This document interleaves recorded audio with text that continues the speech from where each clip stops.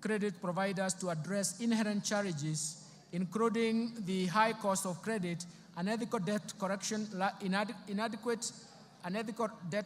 inadequate disclosures and lack of transparency, breach of data privacy, and abuse of personal information. As at the end of March 2024, 51 digital credit providers have been licensed. Secondly, on climate change, the CBK in April 2024 issued draft Kenya Green Finance Taxonomy for public participation that will serve as a tool to classify whether particular economic activities are green or environmentally sustainable, and serve as a guide for banking sector and other market participants in making informed investment decisions or financing decisions. Third, to eliminate money laundering and vulnerability in the banking sector, the CBK has revised the anti-money laundering and combating the financing of terrorism and proliferation of financing, and a supervisory framework has been implemented so that the risk-based supervision is enacted, undertaking institutional and sectoral risk assessment and enhancing staff complement capacity for supervision. Mr. Speaker, the Kenya banking sector is exposed to dynamic global, regional, and even local developments, necessitating reforms in this respect. The following reforms are proposed. First, the Central Bank of Kenya intends to progressively increase the minimum core capital for banks from the current 1 billion to Kenya shillings 10 billion. The CBK will engage the market for an appropriate timetable to achieve this goal. This is intended to strengthen the resilience and increase the bank's capacity to finance large-scale projects while creating sufficient capital buffer to absorb and withstand shocks posed by continuous emerging risks associated with adoption of technology and innovation as institutions expand. Second, the Central Bank plans to amend the Banking Act to provide for stiff dissuasive penalties that are proportionate to the violations committed, support a strong compliance culture in banks, and also make sure that it aligns to international best practice. Let me turn to capital markets developments. Mr. Speaker, in order to enhance price discovery and boost income for coffee farmers, the Capital Markets Authority has licensed 14 coffee brokers, and so far, 29 auctions have been conducted under the Capital Markets Coffee Exchange Regulations 2020 at the Nairobi Coffee Exchange. In addition, the authority has approved the direct settlement system, which has been operationalized by one of the local commercial banks. Let me turn to pension reforms. Mr. Speaker, majority of Kenyans remain uncovered with the retirement benefits coverage stands at about 26%. We need to address this challenge. The Cabinet has approved the National Retirement Benefits Policy in November 2023 that requires all entities to enroll all the employees, both contractual and permanent, and pensionable for registered retirement benefits scheme. To effectively implement the policy, we have initiated the review and harmonization of all the laws governing the retirement benefits sector. Mr. Speaker, to ensure sustainability of the public service pension system, we are revamping the public service pension administration through digitization and re-engineering of the pension management system, which is expected to be completed by December 2024. Mr. Speaker, the informal sector has about 17 million workers, and that accounts for about 83% of the total workforce in the country. This segment has remained excluded from the pension coverage, mainly due to its unique and heterogeneous needs. The National Treasury has established the Kenya National Entrepreneur Saving Trust, KNEST, to handle pensions from the informal sector and anchor the savings component of the Hustler Fund while providing a channel for voluntary savings. Let me turn to insurance reforms. Mr. Speaker, to facilitate the growth of the insurance sector, the government developed a national insurance policy. This policy is guided by the review of the Insurance Act, which has served its purpose, albeit with progressive amendments, for the last 30 years. The Insurance Professionals Bill 2024, currently under consideration by this august House, will also strengthen the standards of practice in insurance and improve stability and performance of the insurance companies. I now turn to the fiscal framework, Mr. Speaker.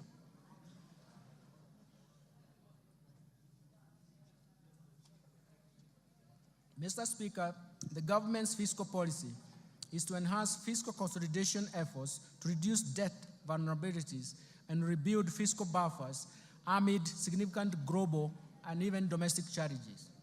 These external and domestic shocks that Kenya has experienced serve as a reminder of the importance of fiscal buffers.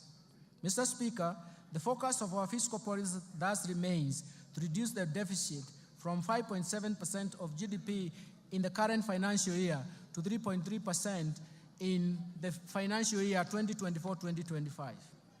We're going to do this through various means. First, domestic resource mobilization. Mr. Speaker, implementation of government's plan for rapid and inclusive socio-economic transformation largely depends on robust revenue growth rate. Indeed, despite significant government investment in reforming the tax structure, the tax to GDP is estimated at 11.5% of GDP as of 2022-2023, against an estimated potential of 25% of GDP. And this is also the convergence criteria in the East African community countries. We therefore urgently need to address the challenges that negatively affects our revenue correction, some of these challenges include: first, there is an existence of hard-to-tax sectors.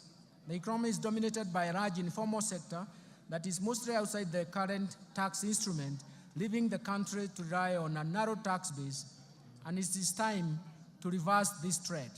Second, proliferation of tax expenditures over the years.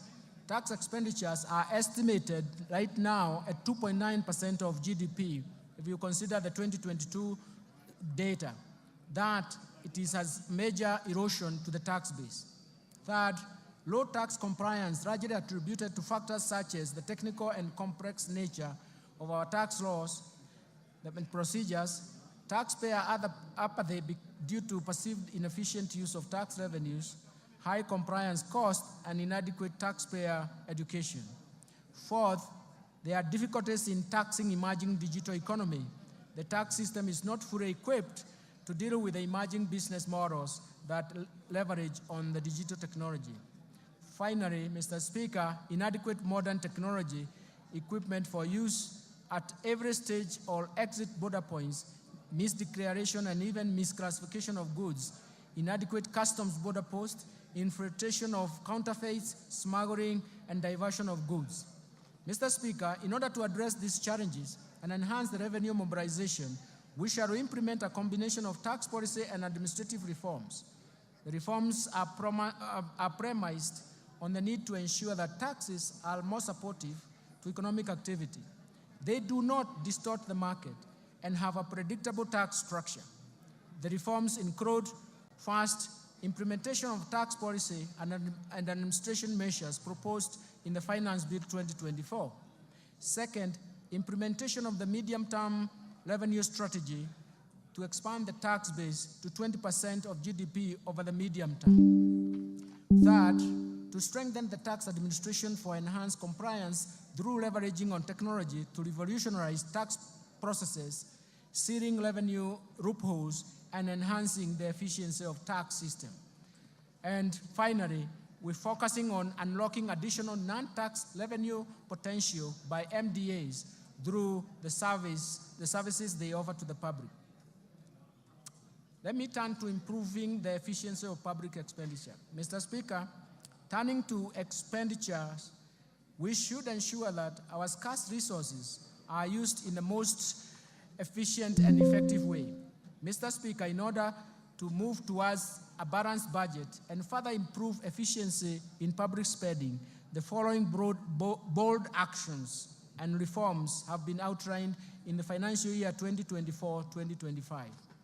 First, rationalization of transfers to SAGAs by at least 30% from the financial year 2023-2024 approved budget, in line with the overall austerity measures, cutting across all ministries, departments, and agencies. Second, curtailing spending on the following expenditure items: foreign travels, rationalization of all training expenses across government, and restricting all training to within government institutions, rationalizing all allocations for purchases of motor vehicles, and suspending purchases of furniture for a period of 1 year, and suspending all refurbishment and partitioning of government offices. Third, the expenditure control measures that include suspension of all new recruitment in the public sector for 1 year, for the next 1 year, audit and cleanse all public payrolls, pension, and transfers to the vulnerable, with a view to eliminate ghost workers, as well as enforce payments of salary scales and that are approved as recommended by SRC, and consolidation of public procurement for common user items. Fourth, minimizing government expenditure but by leveraging on technology, and this will entail use of Wi-Fi emails for efficient communication. 5, reviewing the insurance schemes, especially looking at EDU, AFIA, indigence, public service, police, and prison commissions and independent offices under the universal health coverage, and align them to the Social Health Insurance Fund. The Social Health Insurance Fund now will be important because it will afford all Kenyans a universal health care with more benefits. 6th, suspending the policy of SAGAs investing surplus funds and enforce the requirement of PFM Act 2012 and the PFM Regulations 2015 to surrender such funds to the Exchequer. And finally, reviewing the regional development authorities to remove duplication of laws within those county governments and MDAs. Since the beginning of this financial year, the government has also implemented initiatives to contain the growth of expenditures. First, the government has undertaken measures to reduce spending to non-priority expenditures. Second, the public-private partnership framework targets commercially viable projects, but also considers the contingent liabilities that come under this framework.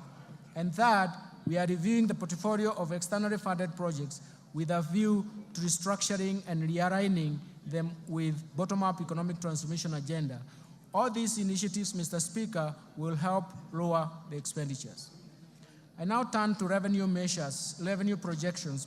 Mr. Speaker, with the policy measures and structural reforms highlighted above, we project total revenue corrections, including appropriations in aid for the financial year 2024-2025 budget, to be Kenya shillings 3,343.2 billion, equivalent to 18.5% of GDP. Of these, ordinary revenue is projected to be Kenya shillings 2,917.2 billion, equivalent to 16.2% of GDP. Ministerial appropriations in aid is projected to be 426 billion shillings. Grants to this budget are provided at Kenya shillings 51.8 billion, which is 0.3% of GDP. Expenditure projections. Mr. Speaker, total expenditure in the financial year 2024-2025 budget is projected at Kenya shillings 3,992 billion, or 22.1% of GDP.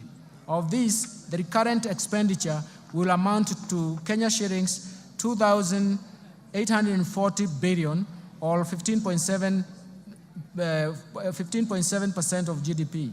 The development expenditures, including allocations to domestic and foreign finance projects, contingency fund, and even equalization fund, is Kenya shillings 707.4 billion, equivalent to 3.9% of GDP. Total allocation to county governments is projected at Kenya shillings 444.5 billion, of which equitable share is 400.1 billion. Fiscal balance. Mr. Speaker, given the projected revenue grants against the projected expenditures, the fiscal deficit, including grants, is projected at 597 billion, equivalent to 3.3% of GDP, and this is down from Kenya shillings 925 billion, or 5.7% of GDP in 2023-2024. In this respect, the primary balance will improve to a surplus of 2.3% of GDP from a deficit of 0.4% of GDP in the current financial year. The fiscal deficit for 2024-2025 will be financed by net external borrowing of 333.8 billion, equivalent to 1.8% of GDP, and net domestic borrowing of 263.2 billion, which is equivalent to 1.5% of GDP. Public debt management, Mr. Speaker, Kenya meets its obligations promptly, and no debt arrears have been accumulated. Public debt is projected to remain within sustainable levels on account of fiscal consolidation path that reflects the decline in the ratio of debt to GDP in present value terms over the medium term. To improve Kenya's debt sustainability and boost our credit rating position, the government will continue to implement measures to enhance growth of foreign exchange earnings. Our medium-term debt management strategy aims at lowering the cost and risks in the debt portfolio. In this regard, the government will slow down uptake of new external commercial debt and undertake liability management operations through debt swaps and other innovative solutions. The government will also diversify sources of financing through issuance of Panda Board, Samurai Board, and Sukuk in diverse financial markets in China, Japan, and the Gulf regions, respectively. The government will maximize use of concessional financing from bilateral and multilateral institutions to improve the debt sustainability and boost our credit rating. Let me turn to public-private partnership framework, Mr. Speaker. Due to the limited fiscal space, the government will continue to scale up the use of public-private partnership financing for commercially viable projects. Currently, there are 37 projects at various stages of PPP project cycle. In order to enhance viability of PPP projects, I will soon be proposing amendments to the PFM Act 2012 to speed up the process of financial close, as well as ensure that the related fiscal cost and contingent liabilities are within acceptable levels. Let me turn to public investment management. Mr. Speaker, in order to increase efficiency and effectiveness of public spending, the government will continue to implement public investment management regulations at the national government and commence a rollout of county governments. The regulations are aimed at streamlining and initiating execution and delivery of public projects within the timelines. Further, the government will roll out public investment management information system to all MDAs to improve the management of development projects in the country. Strengthening financial management reforms is very critical, and now I'll turn to this migration to accrual accounting, Mr. Speaker. The transition to accrual accounting from cash basis marks a significant milestone in our nation's journey to strengthening public finance management. In recognition of this, the Cabinet in March 2024 approved the transition from cash to accrual basis of accounting to improve cash management and enhance the financial and fiscal reporting. The accrual accounting will enable the government to account for all assets and liabilities, including all government assets. With accrual accounting, we will also be able to account for all pending bills, public debt, and pension liabilities. Mr. Speaker, this is an important step to strengthen the public finance management, and I will therefore direct all MDAs and county governments to migrate to accrual accounting starting July 2024. This effectively means, Mr. Speaker, that the last financial statement to be prepared on cash basis by national and county governments will be for the financial year 2023-2024.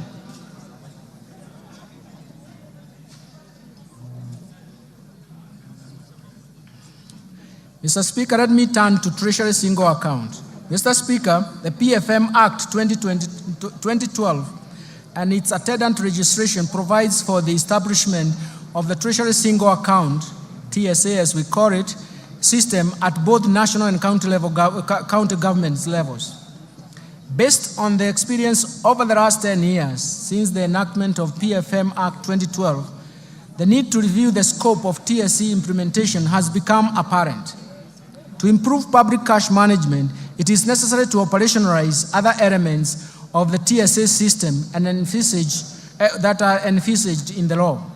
The automation of government payments through the Integrated Financial Management Information System, IFMIS, and the Central Bank of Kenya Internet Banking, IB, system forms a good basis to widen the scope of Treasury Single Account system. The National Treasury undertook an inventory of bank accounts and balances held by public sector entities in various financial institutions and established that as at 30th June 2023, these entities held Kenya shillings 431.7 billion with various financial institutions. These large cash balances were not immediately accessible at the time when the government was very cash strained. Mr. Speaker, to address this challenge and underscore the government's unwavering commitment for fiscal discipline, transparency, and efficiency in the management of public finances, the Cabinet approved the implementation of Treasury Single Account system in a clustered approach. The system will consolidate government cash resources into a single account held at the Central Bank of Kenya and sub-treasury single accounts at the commercial banks. The National Treasury in this respect will establish a treasury function to manage the TSA and the TSA sub-account structure so that every day the government financial position is known and ascertained. The migration of the TSA system commences on 1st July 2024. Let me now turn to resource allocation under the bottom-up economic transformation agenda. Mr. Speaker, let me turn the highlights to government spending priorities in the coming financial year. And in light of the revenue challenges, significant expenditure demands, spending in the financial year 2024 to 2025 will focus on bottom-up economic transformation agenda priorities on 5 core areas with the highest impact on the economy. The first one will be agricultural transformation and inclusive growth. Mr. Speaker, the government focus will be on agricultural transformation and inclusive growth through the value chains approach. This aims at providing adequate and affordable working capital to all farmers through cooperative societies. This, we consider them as aggregators, and deploy the modern agricultural risk management instruments that ensure farming is profitable and incomes are predictable. In addition, it aims to transform farmers from food deficit to surplus producers through input finance, subsidies, and intensive agricultural extension support. This will raise productivity of key food value chains, reduce dependence on basic food imports, revamp underperforming export crops, and expand to new high-value emerging crops, and boost tea value chain through breeding and branding. Mr. Speaker, to attain food and nutrition security, I proposed an allocation of Kenya shillings 54.6 billion for various programs under this sector.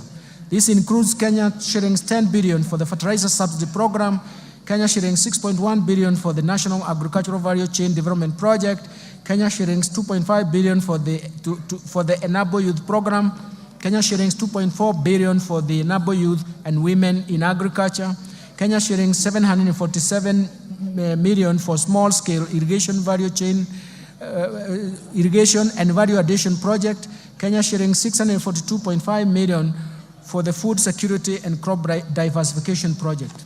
Mr. Speaker, to improve livestock production, I propose Kenya shillings 2.4 billion for de-risking, inclusive and value enhancement of pastoral economies program, Kenya shillings 1.5 billion for livestock value chain support project, Kenya shillings 1.5 billion for Kenya livestock commercialization program, Kenya shillings 192.5 million for the embryo transfer project. I have also proposed Kenya shillings 300 million for the development leather industrial park, Kenani.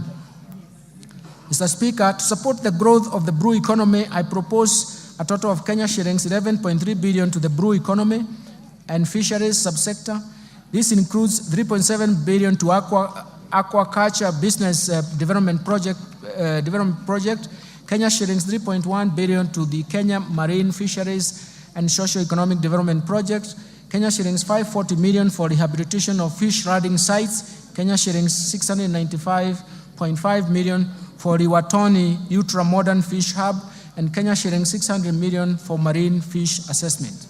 Mr. Speaker, to raise agricultural productivity and enhance resilience to climate change risks in targeted smallholder farming and even pastoral communities, I propose an allocation of 340 million shillings towards adding drought and emergencies project. Mr. Speaker, to ensure legitimacy of RAD ownership and settle the RAD race, I propose a sum of 5.5 billion. This allocation will cater for the processing and registration of the title deeds, settlement of the RAD race, digitization of the RAD registry, georeferencing of RAD parcels, and construction of RAD registries. Second, I want to turn to transforming micro, small, and medium enterprises economy. Mr. Speaker, accessibility and affordable credit to most Kenyans at the bottom of the pyramid remains a challenge. To address this challenge, the government is proposing an additional allocation of 5 billion shillings to the Financial Inclusion or HASRAS Fund to scale up access to credit for households and MSMEs. I also propose an additional 200 million for the Youth Enterprise Development Fund, Kenya shillings 162.5 million for the Center for Entrepreneurship Project, and Kenya shillings 1.9 billion for Rural Kenya Financial Inclusion Facility. Third, let me turn to housing and settlement, Mr. Speaker. Mr. Speaker, the government's commitment to turn the housing challenge into an economic opportunity to create quality jobs for the youth directly in the construction sector and indirectly through the production of building products. This will be achieved through, among other measures, facilitating a delivery of 200,000 houses per annum and enabling low-cost housing mortgages. To continue supporting this initiative, I have proposed an allocation of 92.1 billion shillings for the housing, urban development, and public works. This includes Kenya shillings 8.3 billion under the Kenya Urban Program, Kenya shillings 3 billion to Kenya Mortgage Refinance Company for enhancement of the company's capital as well as for lending to the primary mortgage lenders, Kenya shillings 32.5 billion for construction of affordable housing units, Kenya shillings 15 billion for the construction of social housing unit, Kenya shillings 14.7 billion for social and physical infrastructure. Mr. Speaker, other proposed allocation to the housing, urban development, and public works include 11.3 billion for the Kenya Informal Settlement Improvement Project Phase 3, Kenya shillings 1 billion for the construction of markets, Kenya shillings 1 billion for the National Slum Upgrading Program, Kenya shillings 1 billion for the construction of housing units for the National Police and Kenya prisons, Kenya shillings 496.3 million for the construction of food bridges, Kenya shillings 444 million targeted to support construction of county headquarters that are targeted. Fourth, universal healthcare coverage. Mr. Speaker, the government is committed and determined to realize the constitutional right to health by promoting access to quality and affordable healthcare through universal healthcare coverage program. Towards this end, Mr. Speaker, I have proposed an allocation of 127 billion to the health sector to support various activities and programs.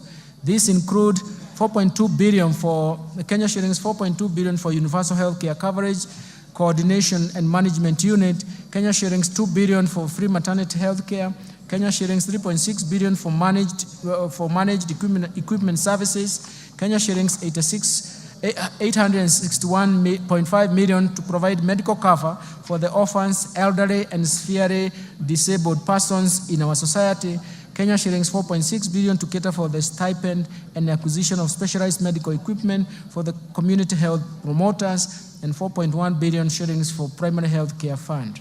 Mr. Speaker, throughout the cases of HIV, AIDS, malaria, and tuberculosis, and enhance the vaccines and immunization program in the country, I have proposed Kenya shillings 28.7 billion for the Global Fund, and Kenya shillings 4.6 billion for vaccines and immunization programs, respectively. Mr. Speaker, to enhance the early diagnosis and management of cancer and reduce the burden of treatment among Kenyans, I have proposed an allocation of Kenya shillings 1.1 billion to strengthen cancer management in Kenyatta National Hospital and Kisii Level 5 hospitals. I have also proposed Kenya shillings 2 billion to the Emergencies, Chronic and Critical Illness Fund. Mr. Speaker, to improve health delivery services, health service delivery, I have proposed a sum of Kenya shillings 29.7 billion for Kenyatta National Hospital and Moi Teaching and Referral Hospitals. This includes 2.6 billion for the construction of Kenyatta National Hospital Burns and Pediatric Center. I've also proposed Kenya shillings 5.2 billion for the Kenya Medical Supplies Agency, Kenya shillings 2.5 billion for the Kenya Medical Research Institute, Kenya shillings 1 billion for procurement of family planning and reproductive health commodities, and Kenya shillings 760 million for procurement of equipment at the National Blood Transfusion Services. Further, to strengthen the capacity of medical personnel, I have proposed Kenya shillings 3.7 billion for medical interns, Kenya shillings 406 million for training of health personnel, and Kenya shillings 8.6 billion for Kenya Medical Training Center. Finally, the digital superhighway and creative economy. Mr. Speaker, investment in digital superhighway and creative economy continues to play a critical role in enabling the government achieve the objectives of bottom-up economic transformation agenda through increased productivity and competitiveness. On the creative economy promotion and of music, theater, and graphic design, digital animation, fashion, and craft, among others, continues to create jobs opportunities for the youth. Mr. Speaker, to support the growing digital superhighway and creative economy, I have proposed an allocation of Kenya shillings 16.3 billion to fund the initiatives in the information, communication, and technology sector.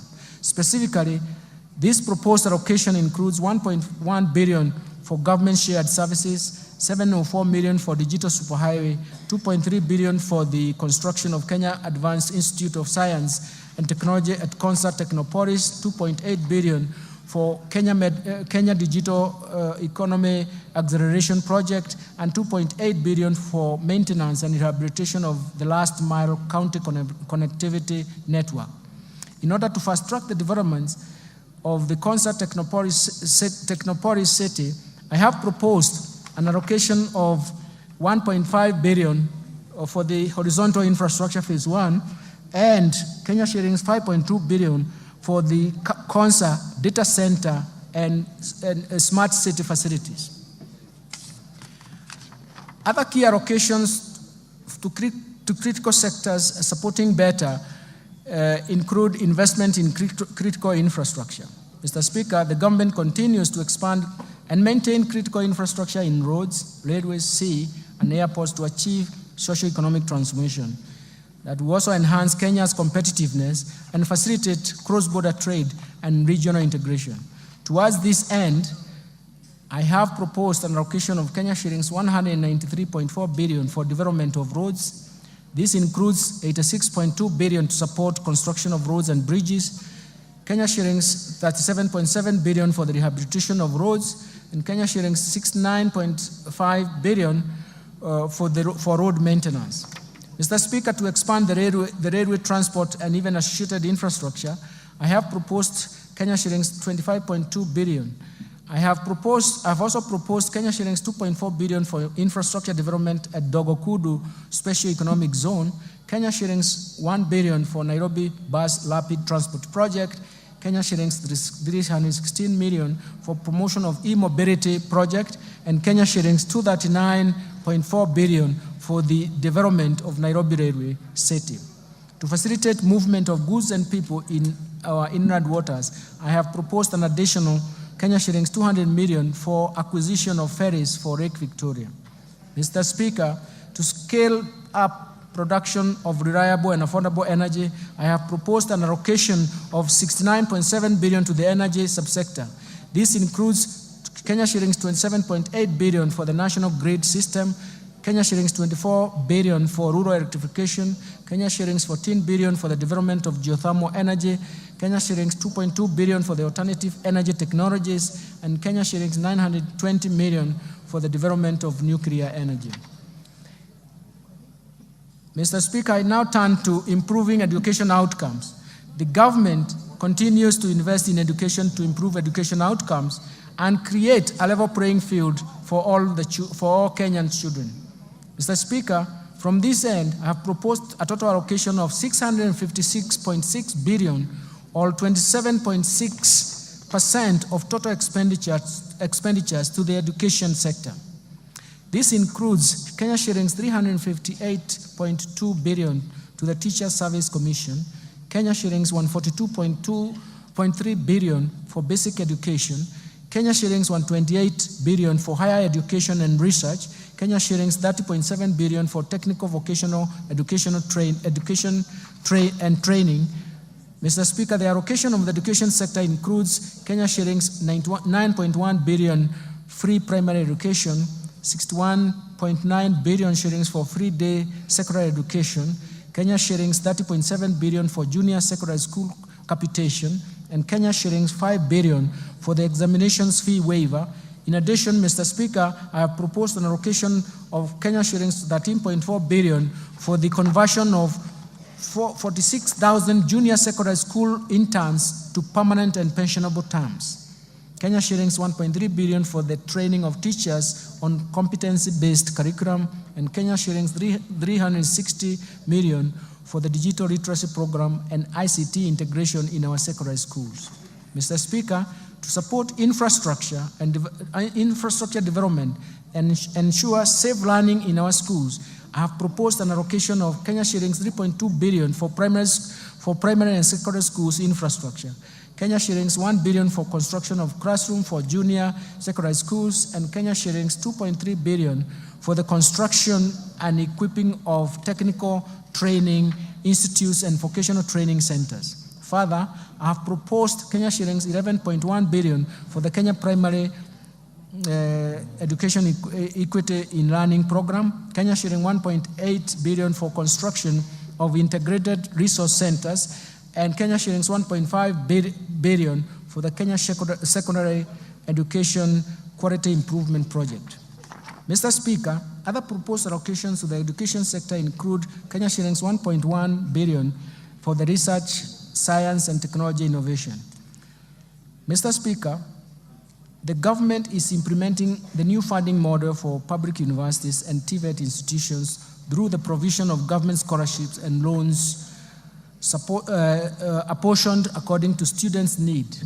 The new funding framework seeks to offer students whose households are at the bottom of the pyramid equal opportunity in accessing university education, as well as technical training. Towards this end, Mr. Speaker, I have proposed an allocation of Kenya shillings 35.9 billion to the Higher Education Loans Boards for provision of loans to university and TVET students, Kenya shillings 16.9 billion for the scholarship for university students, and Kenya shillings 7.7 billion capitation and scholarship for TVET students. Let me move now to supporting manufacturing for job creation. Mr. Speaker, further to promote local industries, I have proposed an allocation of Kenya shillings 23.7 billion under various implementing ministries, departments, and agencies. Out of these, 4.5 billion will support establishment of county integrated agro-industrial parks, Kenya shillings 1.9 billion for supporting access to finance and enterprise recovery SAFA project, Kenya shillings 1.1 billion for construction of investor sheds in Athi River, Kenya shillings 1.9 billion for establishment of 6 flagship export processing zones hubs, Kenya shillings 440 million to the development of special economic zones textile park in Naivasha, and Kenya shillings 1 billion for the Kenya Jobs Economic Transformation KJET. In addition, Mr. Speaker, in order to revitalize and maximize benefits from our cash crops, the government will make further investments towards revival and enhancement of output. In this respect, Mr. Speaker, I have proposed Kenya shillings 2 billion for Coffee Cherry Revolving Fund, This is in addition to Kenya shillings 4 billion allocated in the current fiscal year. Kenya shillings 1.5 billion for payments of debts owed to sugarcane farmers, arrears to employees, and maintenance of cane testing units. Kenya shillings 120 million for cotton industry revitalization project, and Kenya shillings 150 million for the pyrethrum industry recovery.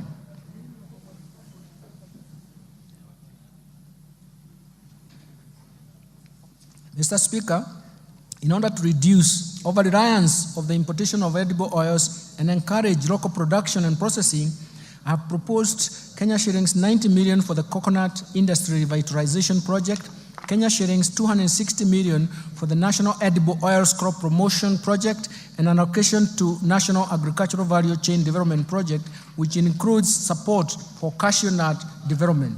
Mr. Speaker, to enhance milk processing, I have proposed Kenya shillings 1.5 billion for excess milk mop-up, Kenya shilling 500 million for modernization of KCC milk factories, and Kenya shillings 250 million for the construction of a milk factory in Narok.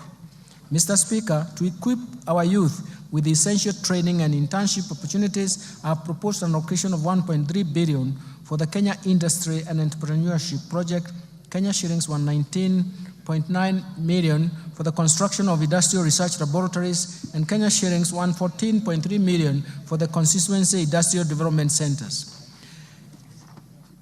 I will now turn into improving security, Mr. Speaker. Mr. Speaker, enhanced national security creates an enabling environment for businesses to thrive while aiding faster economic recovery. It is in this regard, I have proposed an allocation of 377.5 billion to support the operations of the National Police Service, Defense, and National Intelligence Service and Prison Services. Mr. Speaker, the proposed allocations include Kenya shillings 173.1 billion for defense, 110.6 billion for National Police Service, 46.3 billion for the National Intelligence Service, and Kenya shillings 32.7 billion for prison services. I have proposed an allocation of 13.9 billion to cater for leasing police motor vehicles and the modernization program. Mr. Speaker, to step up the war on crime and embrace support to administration of justice, I have proposed Kenya shillings 918.4 million to equip the National Forensic Laboratory. Protecting the vulnerable groups, Mr. Speaker, as a caring government, we shall continue to protect the vulnerable members of our society.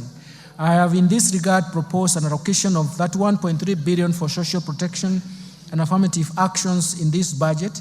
Mr. Speaker, out of this allocation, Kenya shillings 18.6 billion will cater for cash transfers to elderly persons, 7.9 billion for orphans and vulnerable children, Kenya shillings 1.2 billion for persons living with severe disabilities. Mr. Speaker, the proposed allocation includes 1.5 billion for the Kenya Hunger Safety Net Program, Kenya shillings 1.9 billion for the Kenya Social and Economic Inclusion Project.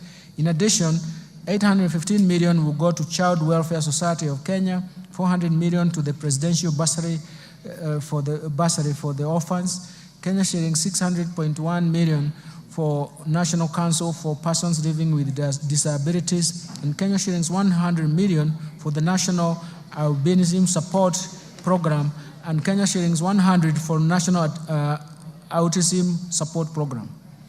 Let me turn to equity, poverty reduction, women and youth empowerment. Mr. Speaker, the most pressing challenge in our country at the moment is lack of jobs or job opportunities for the youth. This has been exacerbated by the multiple shocks that have hit our economy. And in order to empower the youth and support businesses owned by the youth and women, I have proposed Kenya shillings 89.5 billion for these initiatives.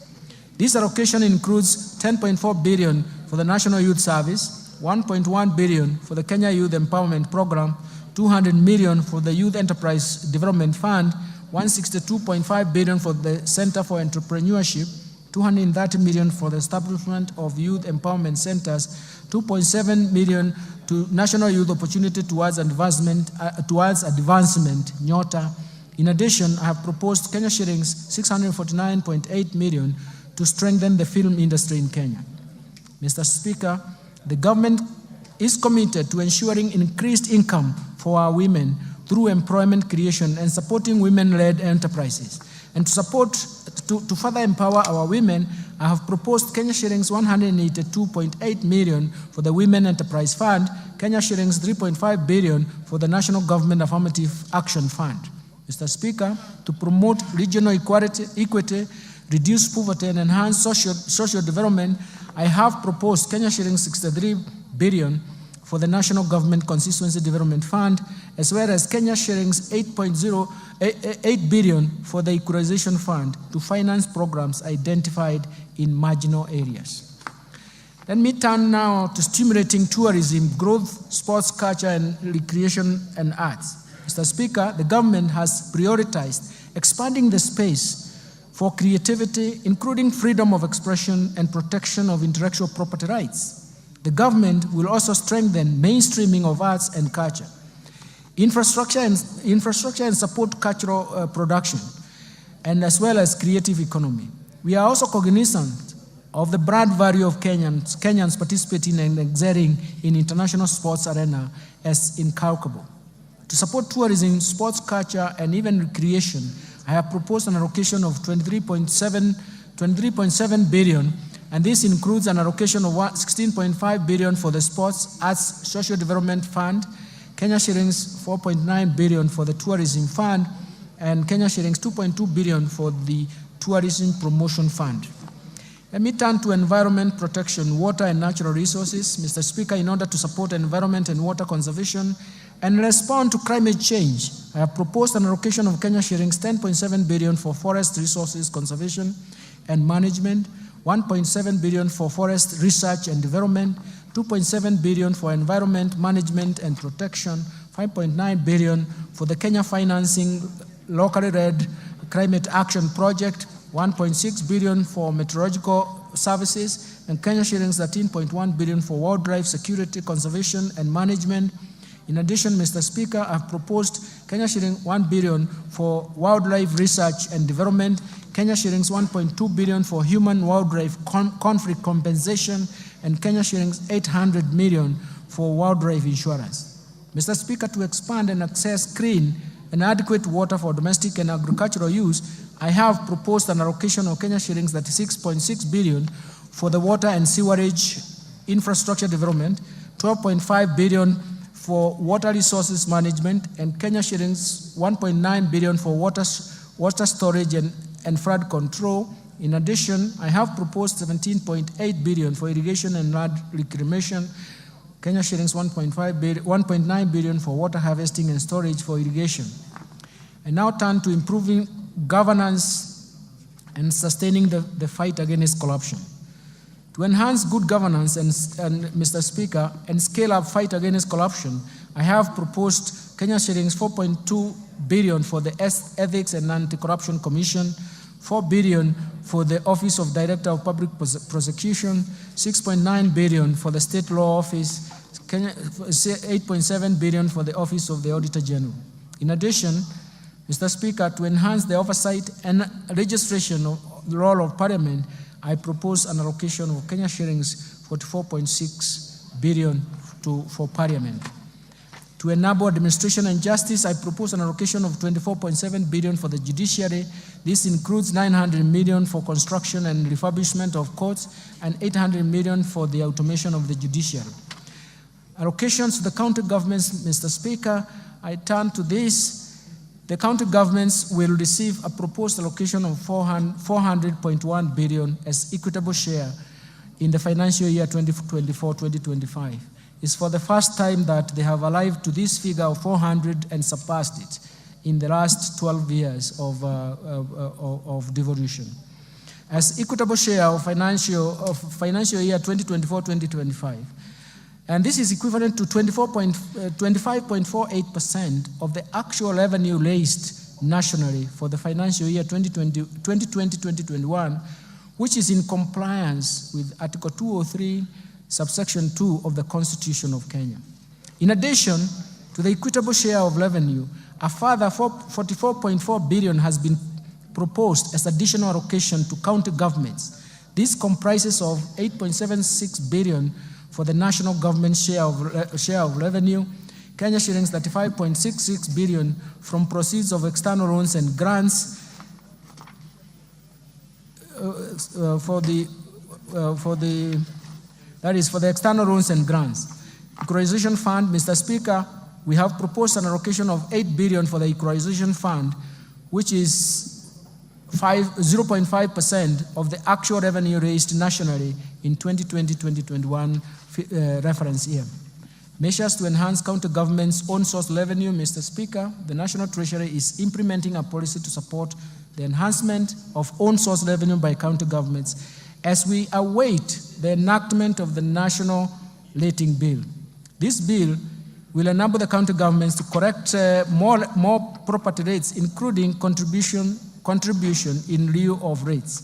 In addition, Mr. Speaker, a multi-agency committee has been formed to manage the rollout of the proposed integrated county revenue management system in 47 county governments. This system will increase transparency, accountability, and efficiency in revenue collection. Let me turn now to taxation measures, Mr. Speaker.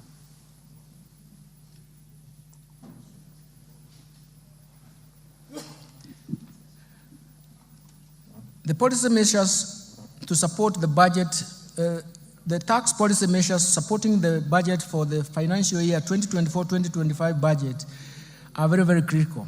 In the course of this year, we embarked on tax policy review through a number of tax studies that will support the development of a progressive tax system. Mr. Speaker, the objective of these reforms is to develop an elaborate tax policy that will raise adequate revenue to finance recurrent as well as development budgets. For this to materialize, we intend to first to develop diverse methods to enlarge the tax base. Second, we want to make sure that we minimize tax expenditures that amount to Kenya shillings 396 billion, which is equivalent to 2.9% of GDP as of 2022. Of the Kenya shillings 396 billion, 63.1% of it is on VAT refunds alone on zero-rated final consumer goods. Third, we want to create a tax system that is not only predictable to taxpayers, but also yields predictable revenues to government. Fourth, we want to develop a tax system that supports markets, that supports production, consumption, and even investments. Mr. Speaker, thank you. Mr. Speaker, the year 2024-2025 marks the beginning of these reforms through the proposed amendments in various tax laws contained in the Finance Bill 2024. Mr. Speaker, these reforms are part of a wider tax policy reforms contained in the medium-term revenue strategy, and I will shortly be providing highlights of these reforms. Additionally, Mr. Speaker, during the East African Community pre-budget consultations held in May 2024, the ministers responsible for finance and economic planning in the East African Community region agreed on customs measures that will support and protect industries in the region. Mr. Speaker, the tax measures proposed in the Finance Bill 2024 and the said custom measures are expected to generate an additional Kenya shillings 346.7 billion or 1.9% of GDP to the exchequer for the financial year 2024-2025. Let me start with custom duties. Mr. Speaker, allow me to provide highlights of some of the custom measures agreed during the pre-budget consultation with the East African Community partner states. Mr. Speaker, the ministers agreed on a number of measures for enhancing the competitiveness of locally manufactured products by allowing stays of application for the East African Community Common External Tariff, not to change the rates and where necessary, adopt higher rates of duty to encourage local production in East African Community countries. The ministers also agreed on duty remissions for raw materials and inputs used by local manufacturers to facilitate East African Community domestic production. Mr. Speaker, in order to meet local demands and enhance food security in Kenya on key staple foods, Kenya was granted an extension of the current stay of application of to import rice at a duty rate of 35% or US $200 per metric ton, whichever is higher, for 1 year, instead of East African Community Common External Tariff rate of 75% or $345 per metric ton, whichever is higher. And also, Kenya was allowed to import wheat at a duty rate of 10% instead of 35% for 1 year under the EAC, East African Community Duty Remission Scheme. Mr. Speaker, Kenya has a strong assembly of electronics industry, including mobile phones. In order to further open up the ICT sector to more investors, Kenya requested for duty remission on inputs for manufacture and assembly of smart telecommunication devices, including mobile phones, laptops, and tablets. This request was granted. Mr. Speaker, the local assembly of automotives continues to facilitate job creation with positive ripple effects in other supportive sectors, especially in the manufacturing of spare parts. In this regard, Kenya continued to develop capacity in the assembly of prime movers, road tractors, trailers, to meet both local and regional demand. In order to safeguard this capacity, Kenya was granted a stay of application of East African Common External Tariff rate of 10% to apply a duty rate of 25% for prime movers and 35% for trailers for 1 year.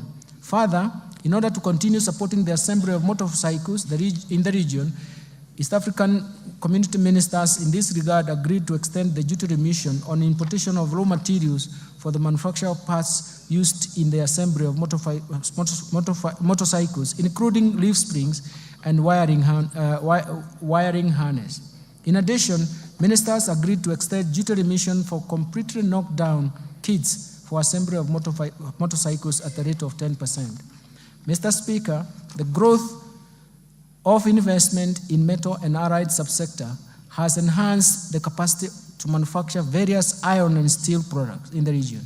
To safeguard the gains in this subsector, the ministers agreed to retain the duty rate at 35% with the corresponding specific rates for imported iron and steel products for a further 1 year. In order to promote and protect textile and apparel sector, which is one of the 9 bottom-up economic transformation agenda value chains prioritized in this budget, Kenya was allowed to apply a rate of 25% on selected fabric products with corresponding specific duty rates in order to curb undervaluation and under-invoicing of imported products. Further, to ensure competitiveness of textile products that are produced locally in sufficient quantities, Kenya was granted a stay of application and will apply a higher duty of 35%. Mr. Speaker, in order to reduce production cost of animal feeds, Kenya was allowed to extend importation of inputs for manufacturers of animal feeds duty-free under the East African Community Duty Remission Scheme. Mr. Speaker, leather and leather products is one of the value chains under BETA. Kenya has sufficient supply of hides and skins to meet the demand from local manufacturers of leather and leather products. In order to promote this industry and enhance incomes of our pastoral farmers, the ministers agreed to retain a stay of application of duty import on imported leather bags at 35% for Kenya. Mr. Speaker, I have just highlighted a few of the customs measures agreed by East African Community Ministers of Finance. The complete list will be gazetted by the East African Community Secretariat and will become effective starting June 1st July 2024. Let me now turn to the finance bill, Mr. Speaker.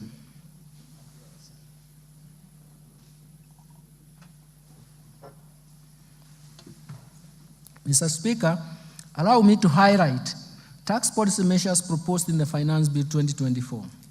I will begin with the proposed amendments to the Income Tax Act, followed by Value-Added Tax, Excise Duty Act, Tax Procedures Act, and miscellaneous fees and levies. Mr. Speaker, Let me start with amendments to the Income Tax Act. Currently, retirement benefits, Mr. Speaker, are subjected to tax. This taxation ceases at the age of 65 years. In order to support the retired employees, I propose to amend the Income Tax Act to exempt all retirement benefits paid from the Registered Pension Fund, Registered Provident Fund, Registered Individual Retirement Fund, and National Social Security Fund and the Public Pension Scheme upon attainment of the retirement age.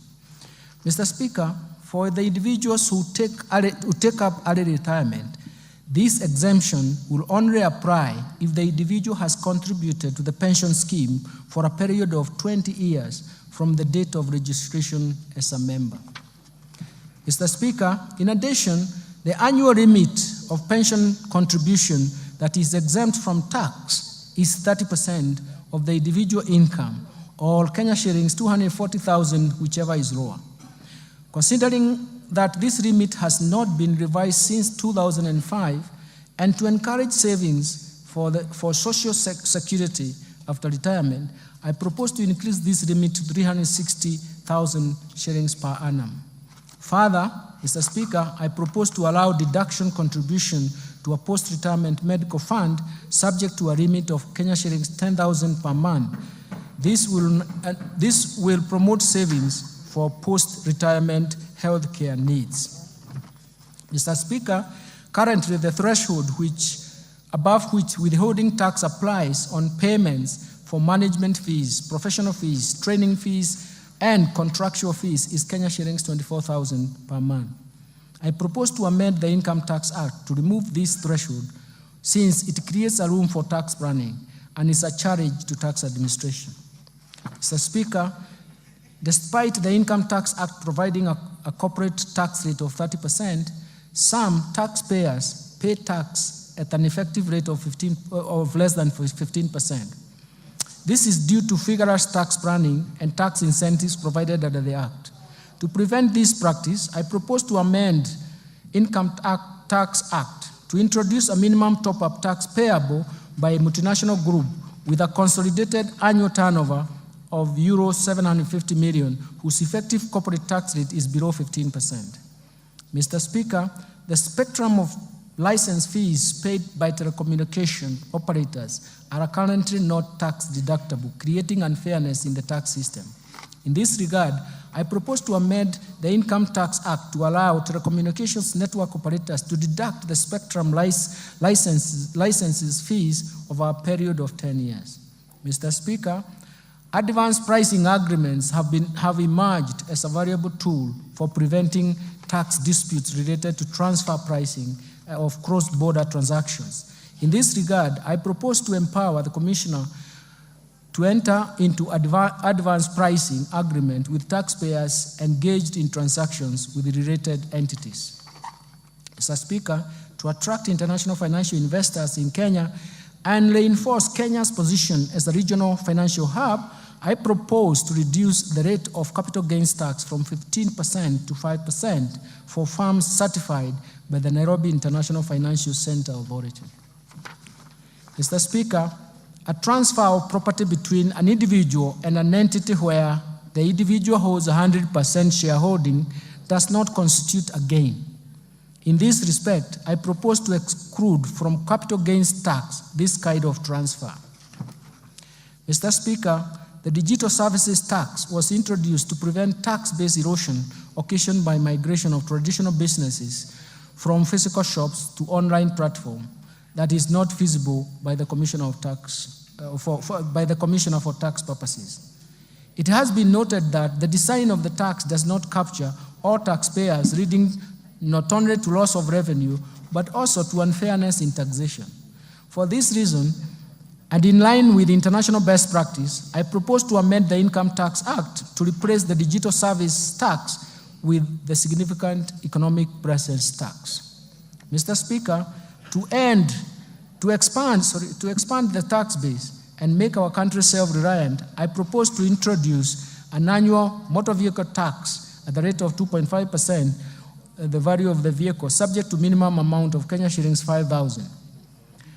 Mr. Speaker, let me now turn to gains there are substantial gains for Kenyans.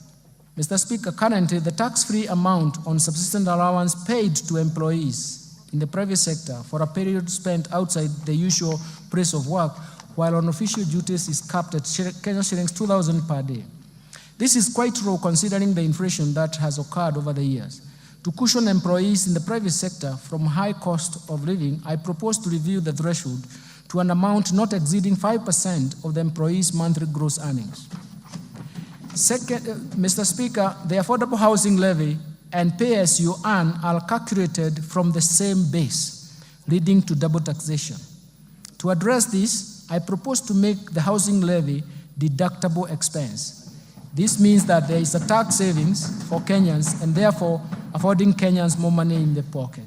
Mr. Speaker, in order to encourage Kenyans to continue constructing their own houses, I propose to increase the limit of interest payments that qualify for mortgage relief from Kenya shillings 300,000 to Kenya shillings 360,000 per annum. Let me turn now, Mr. Speaker, to amendments to the value-added tax. Mr. Speaker, I will now highlight the amendments of the value-added tax. Mr. Speaker, currently the registration of VAT is a requirement for a person who makes taxable supplies of Kenya shillings 5 million or more. This threshold was last reviewed in 2007. In recognition to the effect of inflation over the years and to enhance efficiency in tax administration, I propose to increase the threshold to Kenya shillings 8 million. Mr. Speaker, the VAT Act allows taxpayers making both taxable and exempt supplies to claim input tax where the proportion of exempt supplies is less than 10%. This has led to tax planning and hence loss of government revenue. To address this, I have proposed the removal of the threshold so that only the input tax relating to taxable supplies are deductible. Mr. Speaker, in support of the government's effort to combat malaria, I propose to remove VAT on mosquito repellents and raw materials used in the manufacture of repellents. This will encourage local production of the repellents. Mr. Speaker, tax expenditure was estimated at 393.6 billion, or about 2.9% of GDP for the year 2022. Of this amount, VAT tax expenditure amounted to 248.3 billion, or what is 63.1% of the total estimate of tax expenditure, which is a large erosion of the VAT tax base. Mr. Speaker, tax expenditure creates avenues for revenue leakage and thus denying government the revenue to support key priorities that benefit majority of Kenyans, of the citizens in Kenya. Recognizing the importance of tax expenditure in the promotion of investment and addressing welfare challenges in the economy and in line with the medium-term revenue strategy, I propose to rationalize the VAT tax expenditure as provided for in the VAT Act in form of exemptions and zero rating based on the following criteria. First, that goods currently exempt be subjected to VAT. Second, zero-rated finished goods and consumer goods and services be exempt from VAT. Third, zero rating be restricted to goods and taxable services meant for export. Based on the above, Mr. Speaker, criteria, Mr. Speaker, I have proposed several amendments to the first schedule of the VAT Act in order to move some goods and services from exempt to VAT status. In addition, I have also proposed amendments to the second schedule of the VAT Act so that we can move some of the goods and services from zero rating to either exempt status or VAT. This rationalization is expected to expand the VAT tax base and create fairness in taxation. Let me turn now to amendments in the Excise Duty Act. Mr. Speaker, the tax measures I have proposed under excise duty, I propose to change as follows. I propose to change the due date of payment of excise duty on alcoholic beverages from 24 hours within 5 working days after removal from the stockroom. The 24 hours time frame has posed administrative challenges and cash flow, as well as cash flow challenges to the taxpayers. Mr. Speaker, to protect local assemblies and create fairness and equity in taxation, I propose an introduction of excise duty on imported fully built motorcycle at the rate of 10% of the customs value, in addition to specific tax duty rate of Kenya shillings 12,952.83 per unit, whichever is higher. Mr. Speaker, participation in betting, gaming, prize competition, lotteries continues to affect socio-economic fabric of our society, given their addictive nature. Mr. Speaker, last year we raised the excise duty on these activities from 7.5% to 12.5% to discourage participation. Despite this increase, participation rate in these activities by Kenyan citizens, especially school-going children and young adults, continues to persist. To further discourage this behavior, I propose to increase the excise duty tax rates to 20%. Mr. Speaker, in line with research findings commissioned by the National Treasury on the taxation of alcoholic beverages, I propose to review the excise duty structure on wines and beer from specific rates per litre to the rate of Kenya shillings 22 shillings and 50 cents per centiliter of pure alcohol. In other words, we want to start taxing alcohol beverages on the basis of alcohol content. Further, I propose to change excise duty rate on spirits from specific rates per litre to Kenya shillings 16 per centiliter of pure alcohol. This new structure of taxation based on alcoholic content does not distort the markets, and does not affect the investment decision, and it is expected to encourage responsible consumption behavior of these alcoholic beverages. Mr. Speaker, I also propose to review excise duty structure on cigarettes in line with research conducted and advice that has recommended harmonization of excise duty rates for cigarettes with and without filters at the rate of Kenya shillings 4,100 per mille. This will reduce the incentive for misdeclaration and illicit trade. Mr. Speaker, I propose to increase the excise duty rate from Kenya shillings 1,594.50 cents per kilogram to Kenya shillings 2,000 per kilogram on products containing nicotine or nicotine substitute to address their adverse effects on human health. This excludes those approved medicinal products. Additionally, I propose to increase the excise duty rate on liquid nicotine for electronic cigarettes from Kenya shillings 70 per milliliter to Kenya shillings 100 per milliliter. Mr. Speaker, to provide fair treatment to both residents and non-residents offering excisable services, I propose to amend the Excise Duty Act to charge excisable services offered in Kenya by non-resident through a digital platform. Mr. Speaker, the Finance Act introduced excise duty on fees charged on advertisement of alcoholic beverages, betting, gaming, lotteries, and prize competition on TVs, print media, billboards, and FM stations. This resulted to a shift in choice of advertisement platform from the traditional media to internet and social media. To create a level playing field and to achieve the intended purpose, I propose to expand the scope of this tax to include fees charged on internet and social media advertisements. Mr. Speaker, in order to enhance the administrative efficiency in the issuance of excise licenses to persons dealing with excisable goods or services, I have proposed an amendment to provide for issuance of licenses within 14 working days upon receipt of all required valid documents by the Commissioner. Mr. Speaker, the Finance Act 2023 introduced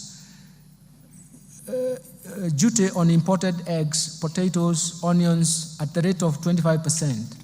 To promote trade across East African region, I propose the removal of this excise duty on imported eggs, potatoes, and onions originating from East African Community Partner States, subject to goods meeting the East African Community Rules of Origin. Mr. Speaker, Currently, excise duty is 15% on the following: telephone, internet data services, fees charged on money transfer services by banks, fees charged on money transfer by agencies and other financial services providers, and the fees charged on cellular phone service providers. I propose to retain the excise duty rate of 15% on fees charged on money transfer services by cellular phone service providers to benefit retail electronic payments ecosystem. Let me now move to amendments to Tax Procedures Act. Mr. Speaker, I will now highlight those proposed amendments of the Tax Procedures Act. Currently, there is no validity period for the agency notices issued for enforcement of correction of unpaid taxes. This gap often leads to tax disputes and delayed revenue correction. To address this, I propose to amend the Tax Procedures Act to provide 1 year validity period for agency notices. Mr. Speaker, in order to align the timelines for claiming VAT and in the Tax Procedures Act and VAT Act, I propose to delete the reference on timeliness for claiming refunds under VAT Act so that the applicable timeline is the 6 months that is provided under the Tax Procedures Act. Mr. Speaker, currently registered manufacturers whose value of investments is in the preceding year, in the preceding 3 years is at least 3 million, are exempted from withholding tax. In order to promote equity and create fairness to all manufacturers, I propose to amend the Tax Procedures Act to remove this exemption. Mr. Speaker, I propose to amend the Tax Procedures Act to clarify that enforcement and correction of taxes will be undertaken where a decision of the tribunal or court is in favor of the commissioner, and stay orders have not been obtained against the decision.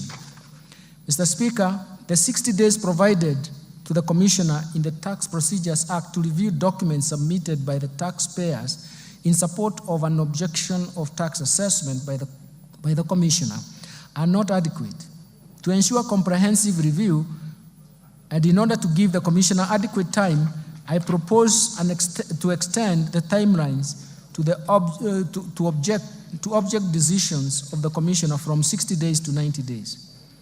Let me now move to amendments to miscellaneous fees and levies. Mr. Speaker, last year, 17.5% export and investment promotion levy was introduced on imported goods that are also locally produced in adequate quantities. In the Finance Bill 2024, the list of goods has been expanded and the rate of the levy has been reduced to 3% for most of the goods and others 10%.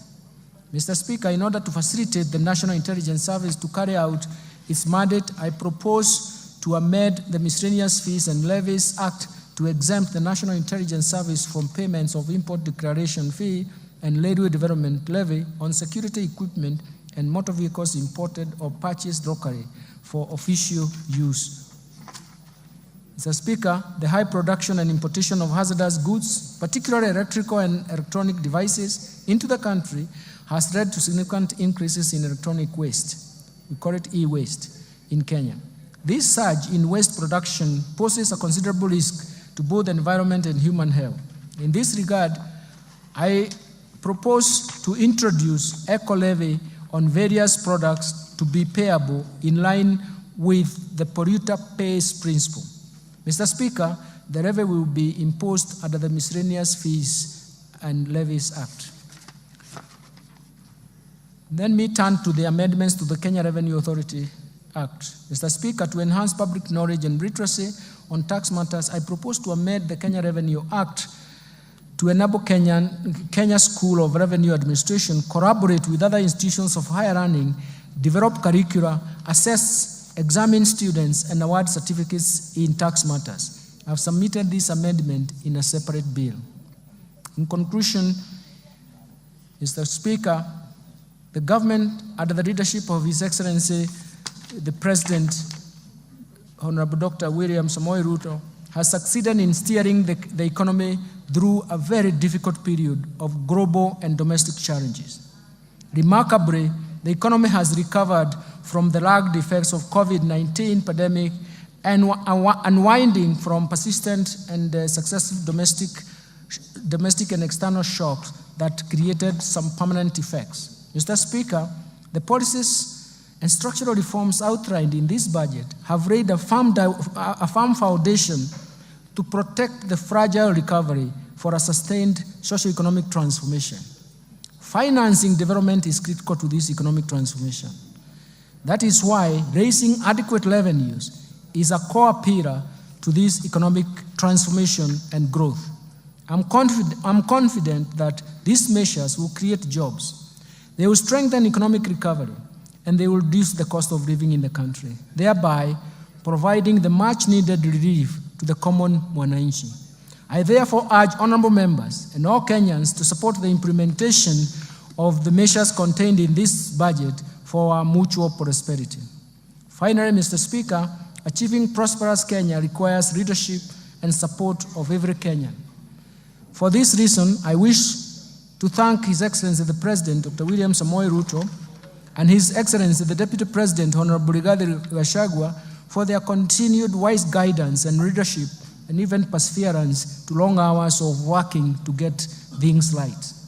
My special appreciation goes to Prime Cabinet Secretary, the Attorney General, my fellow Cabinet Secretaries, and the respective Principal Secretaries and accounting officers and staff of all MDAs for their support and contribution to the financial year 2024-2025 budget-making process and contributions to these budget proposals.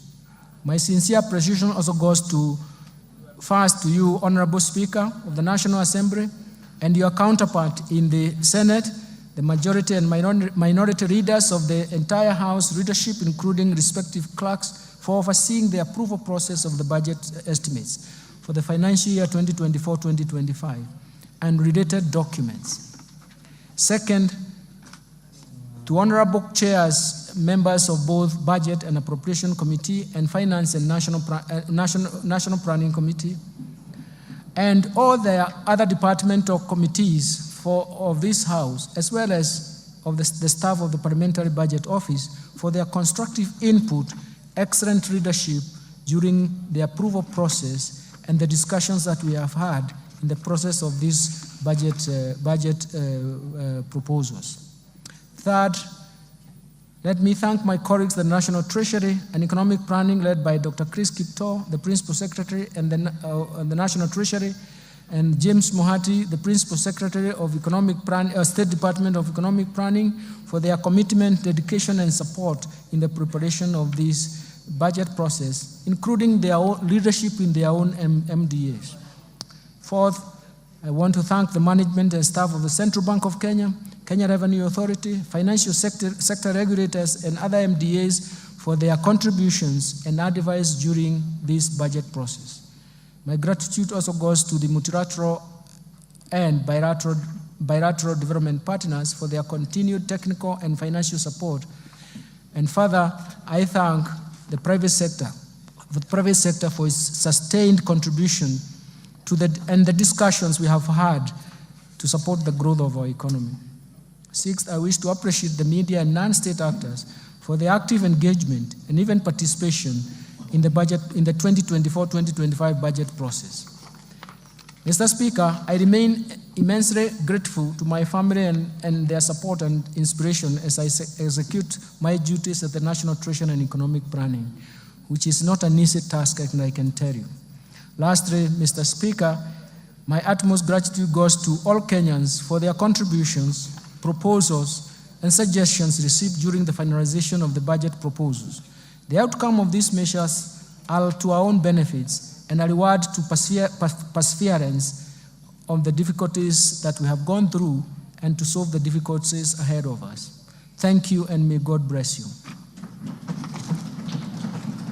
Mr. Speaker, before I resume my seat, you recall that I have already submitted to this House the budget estimates and the Finance Bill 2024 together with the accompanying documents as required by the Public Finance Management Act 2012. Today, I further submit the following documents to this august House, and I request that you graciously receive them. First, the budget statements for the financial year 2024-25. Second, the 2024 budget policy statement. Third, estimates of revenue, grants, and loans for the financial year 2024-2025 budget. Fourth, financial statements for the financial year 2024-2025